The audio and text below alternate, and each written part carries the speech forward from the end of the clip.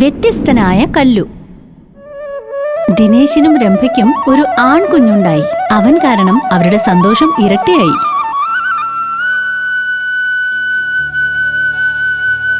പക്ഷെ ആരെങ്കിലും അവരുടെ കുഞ്ഞിനെ കണ്ടു കഴിയുമ്പോൾ ഇത് നിങ്ങളുടെ കുട്ടിയാണെന്ന് പറയില്ല. രണ്ടുപേരുടെയും ഒരു ചായവുമില്ല. ഇവനാണെങ്കിൽ നല്ല ഇരുണ്ട നിറവും.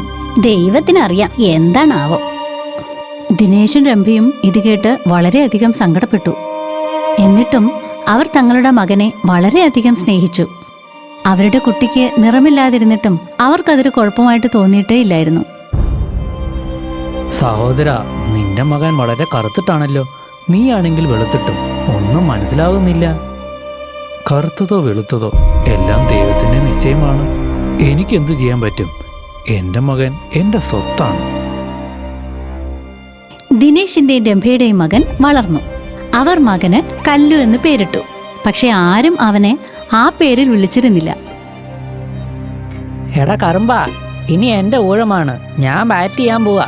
പോ, നീ പോയി ബോള് പിടിക്കേ. ഇല്ലില്ല, ഇനി എൻ്റെ ഊഴമാണ്. നീ എത്ര നേരമായി ബാറ്റ് ചെയ്യുന്നു? ഇനി ഞാൻ കളിക്കട്ടെ. നീ പോയി ബോൾ എറിയേ. ഒന്നാമത് നീ കറുത്തിട്ടാണ്. എന്നിട്ട് ഞങ്ങൾ നിന്നെ കളിക്കാൻ കൂട്ടുന്നുണ്ട്. എന്നിട്ട് നീ ഞങ്ങളോട് തർക്കിക്കുന്നോ? നിനക്ക് കളിക്കണമെന്നുണ്ടെങ്കിൽ ബോൾ എറിയേ. ഇല്ലെങ്കിൽ മിണ്ടാതെ ഇവിടെ നിന്ന് പൊക്കോണം. കറുമ്പൻ ചെറുക്കൻ.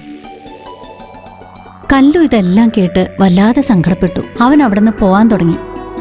പക്ഷെ കുട്ടികൾ അവനെ കളിയാക്കുന്നത് നിർത്തിയില്ല.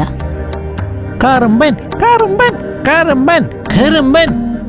കല്ലു വിഷമിച്ച് അവന്റെ അച്ഛന്റെയും അമ്മയുടെയും അടുത്തേക്ക് വന്നു. ഞാൻ എന്താ ഇത്രയും കറുത്തു പോയത്? മോനെ, കറുപ്പും വെളുപ്പും ദൈവം തരുന്നതാണ്. അതിന് നമുക്കെന്ത് ചെയ്യാൻ പറ്റും? പക്ഷെ നിങ്ങൾ രണ്ടുപേരും വെളുത്തിട്ടല്ലേ. ഞാൻ മാത്രം എന്താ കറുത്തു പോയത്? നീ കറുത്തിട്ടാണെങ്കിലും വെളുത്തിട്ടാണെങ്കിലും എന്താ കുഴപ്പം? നീ ഞങ്ങളുടെ സ്വന്തം മകൻ തന്നെയല്ലേ? പക്ഷെ അച്ഛാ, ഞാൻ കറുത്തിരിക്കുന്നതുകൊണ്ട് എല്ലാവരും എന്നെ കളിയാക്കിക്കൊണ്ടിരിക്കുകയാണ്. കറുമ്പൻ എന്നാണ് എന്നെ വിളിക്കുന്നത്. മോനെ, അവര് കളിയാക്കിയപ്പോൾ നിനക്ക് വിഷമായോ? അവരെനിക്ക് ബാറ്റ് ചെയ്യാൻ പോലും ചാൻസ് തരുന്നില്ല.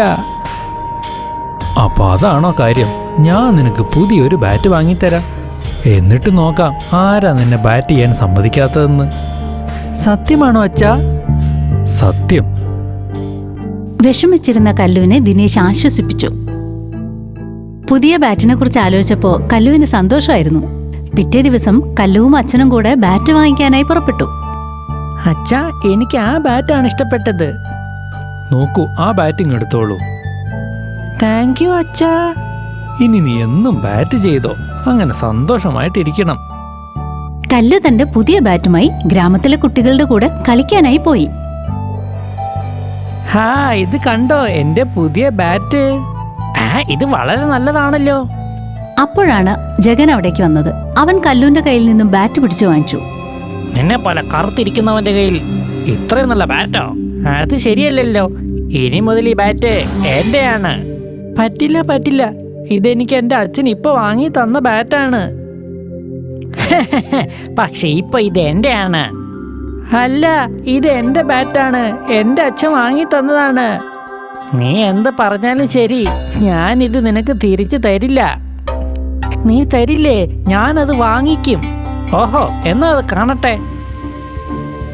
അവസാനം കല്ലു തന്റെ ബാറ്റ് തിരികെ വാങ്ങാനായി ജഗനുമായി വഴക്കിട്ടു. ജഗനും മറ്റു കുട്ടികളും കൂടി അവനെ പിടിച്ച് തള്ളാനും മർദ്ദിക്കാനും തുടങ്ങി.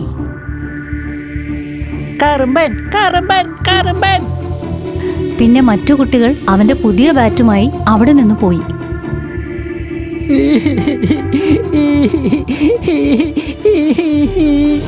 കല്ലു സങ്കടപ്പെട്ട് കാടിനകത്തേക്ക് നടന്നു. ഞാൻ എന്താ ഇത്ര കരുത്തിരിക്കുന്നത്? ആളുകൾ എന്നെ എന്തിനാ കളിയാക്കുന്നത്? ദൈവമേ, നീ എന്തിനാ എന്നെ ഇങ്ങനെ സൃഷ്ടിച്ചത്? കല്ലു വളരെ വിഷമിച്ചുകൊണ്ട് ഒരു പാറയുടെ പുറത്തിരുന്നു. പെട്ടെന്ന് രണ്ട് കുരങ്ങന്മാർ അവന്റെ മുന്നിൽ വന്ന് നിന്നു. പോയി ഇവിടുന്ന് പോകാൻ. അതിലൊരു കുരങ്ങൻ കല്ലുവിന്റെ ഒരു ചെരുപ്പും എടുത്ത് അവിടെ നിന്ന് ഓടി.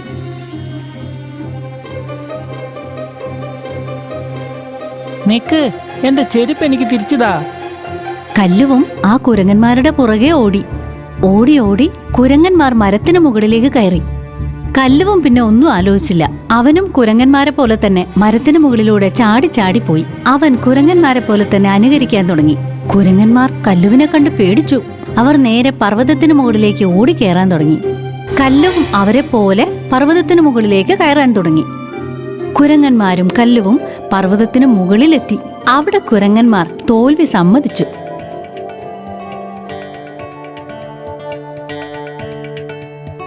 കല്ലുവിന്റെ ചെരുപ്പ് അവർ തിരിച്ചു കൊടുത്തു. കല്ലുവിന് ചെരുപ്പ് കിട്ടിയപ്പോ വളരെ സന്തോഷമായി. ഇത് കൊള്ളാലോ, ഞാനിതെങ്ങനെ ചെയ്ത്? ഞാനൊരു വ്യത്യസ്തനാണ്. കല്ലുവിന് തന്റെ പ്രത്യേകത മനസ്സിലായി. അവൻ സന്തോഷത്തോടെ വീട്ടിലേക്ക് പോയി. അവൻ വീട്ടിലെത്തിയിട്ട് ഈ കാര്യങ്ങളെല്ലാം അച്ഛനോടും അമ്മയോടും ഗ്രാമത്തിലെ ചിലരോടും പറഞ്ഞു.